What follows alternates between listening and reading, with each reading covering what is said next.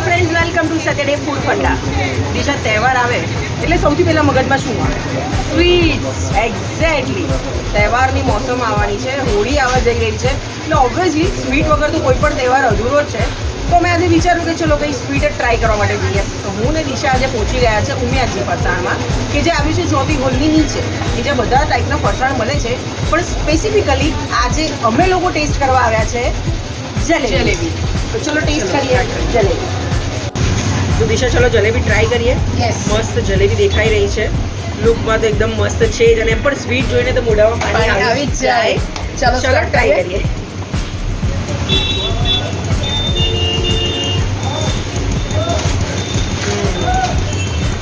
મસ્ત ક્રિસ્પી જલેબી છે, એકદમ ડિલિશિયસ છે. શું કેવું દિશા, કેવી લાગી? યમી. દિશા સ્વીટ ખાવામાં બિઝી થઈ ગઈ છે હવે, પણ ખરેખર ટેસ્ટ બહુ જ મસ્ત છે. એકદમ ક્રિસ્પી જલેબી છે, અને કહીએ ને ઘીમાં જે બનાવેલી છે એનો ટેસ્ટ પણ પ્રોપર આવી રહ્યો છે. એક્ઝેક્ટલી.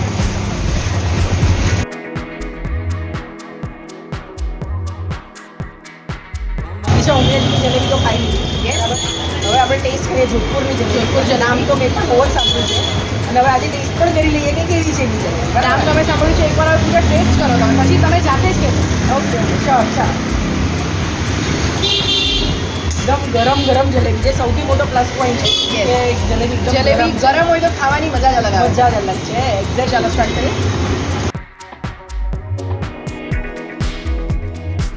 My God, યમી. બહુ જ ટેસ્ટી જલેબી છે. સિરિયસલી ઓરિજિનલ જે આપણે કહીએ કે પ્યોર ઘીનો સ્વાદ આવે છે અંદર, અને જે મીઠાશ છે એની ગળામાં કંઈ પણ ચોંટી નથી સીધા. અને મેઇન વસ્તુ કે જલેબી જ્યારે ગરમ હોય ને ત્યારે એને ખાવાની મજા જ કંઈ અલગ છે. તો અમે તો જલેબીની અત્યારે પહેલાં મજા લઈ લઈએ, યસ, પછી તમને મળીએ. એક્ઝેક્ટલી. દિશા, તહેવારો આવી રહ્યા છે, જલેબીની મજા તો આપણે આજે લઈ લીધી.